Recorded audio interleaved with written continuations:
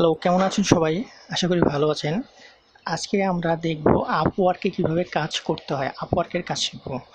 তো আমি একটি ডাটা এন্ট্রির কাজ দেখাবো আজকে। আশা করি সবার হেল্প হবে। তো কিভাবে কাজটা করতে হয়। তো দেখুন, আমি একটা বায়ারের রিকোয়ারমেন্ট আজকে দেখাবো এবং বুঝাবো, এবং কীভাবে কালেক্ট করবেন সেটা আমি শর্টকাটলি বুঝাবো। দেখুন, প্রথমে আমরা দেখলাম এই যে এখানে লেখা আছে ডাটা এন্ট্রির একটি জব, আর এই বায়ারটা হলো জার্মানির বায়ার, ঠিক আছে। আর উনি বলছে যে hi, I need you to visit this site, মানে এই সাইটটা সে ভিজিট করতে বলছে, এবং ফর ফলোয়িং চার্ট, মানে ভিজিট করার পর আমাদের যে ইনস্ট্রাকশন দিয়েছে সেই ইনস্ট্রাকশনগুলো এখানে আছে। তো ইনস্ট্রাকশনগুলো আমি একটু আপনাদেরকে দেখাচ্ছি। একটু ওপেন করে আমি ওই সাইটটা ওপেন করেছি। এটা হলো সেই সাইটটা, ঠিক আছে। তো উনি চাচ্ছে হলো তাকে আমরা এই চার্টগুলো তাকে আমরা কালেকশন করে দিই, ডাউনলোড করে দিই। এই চার্টগুলো আমরা ডাউনলোড করবো কীভাবে, দেখুন কি বলছে, আমি ভালো করে একটু বুঝে নিই। বলছে, এখানে বলা হয়েছে যে average waiting time for all attraction, মানে ওয়েটিং টাইম অ্যাট্রাকশনের যেই চার্টটা আছে সেইটা হলো 2 নাম্বার, ঠিক আছে। দেখুন এখানে 2 নাম্বার, যেমন এখানে 1 নাম্বার একটা চার্ট, 2 নাম্বার চার্ট, মানে এই 2 নাম্বার চার্টটা সে চাচ্ছে। আর চাচ্ছে হলো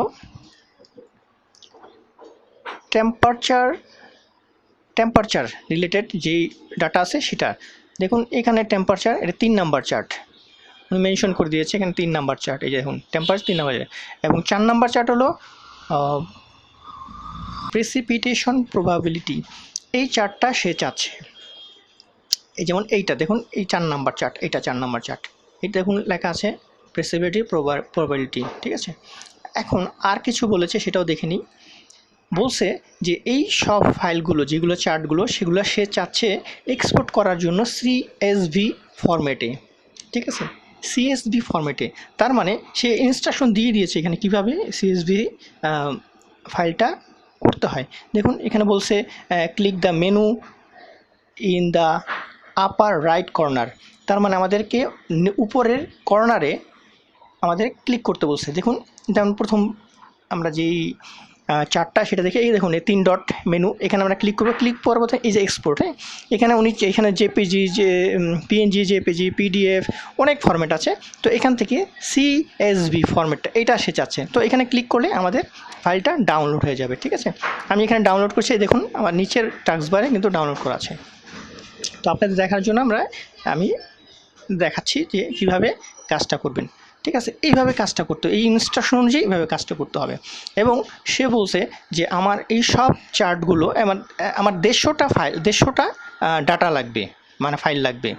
তার মানে আমরা এখান থেকে 150টা আমরা ফাইল কালেকশন করব। আর বলছে যে এখানে আরেকটা কিছু বলছে যে এখানে month report this for all available month, তার মানে ওই সেকশনের যতগুলো মান্থ আছে, যেমন এখানে দেখুন এই যেমন 2000 এগুলো চাচ্ছে, হ্যাঁ, যতগুলো মান্থ আছে সেগুলো চাচ্ছে। তো এখান থেকে 150টা তো আমার মতে কালেক্ট করা কোনো ঘটনাই না, ঠিক আছে। তো এভাবে আমরা কালেকশন করে দিব। উনি যদি মেনশন করে যে ইয়ারলি, তাহলে ইয়ারলি দিব, আমরা মান্থলি এভাবে কালেকশন করে দিব, ঠিক আছে। তো এটাই এখানে বলা হয়েছে।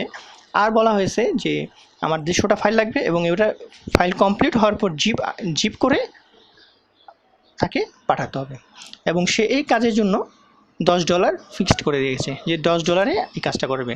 এবং send A proposal for 2 connect, এবং 2টা কানেক্ট সে এখানে ইউজ করা যাবে, ঠিক আছে, ইউজ করব। তো এই হলো আমাদের আপওয়ার্কের কাজের, কীভাবে আপওয়ার্কে কাজ করবেন সেটা আমি দেখাচ্ছি, ঠিক আছে। যদি আমার এই ভিডিওটা ভালো লাগে তাহলে লাইক এবং কমেন্ট করবেন। আমি নেক্সটে আরও ভিডিও ডাটা এন্ট্রি নিয়ে আরও ভিডিও দেবো, যাতে করে আপনারা সহজভাবে ডাটা এন্ট্রি শিখতে পারেন, ঠিক আছে। এবং কীভাবে আপওয়ার্কে অ্যাকাউন্ট খুলবেন, কীভাবে প্রোফাইলটা ঠিক করবেন সেটা নিয়েও আমি বানাবো। তো আজকে এটা এখানে রাখি।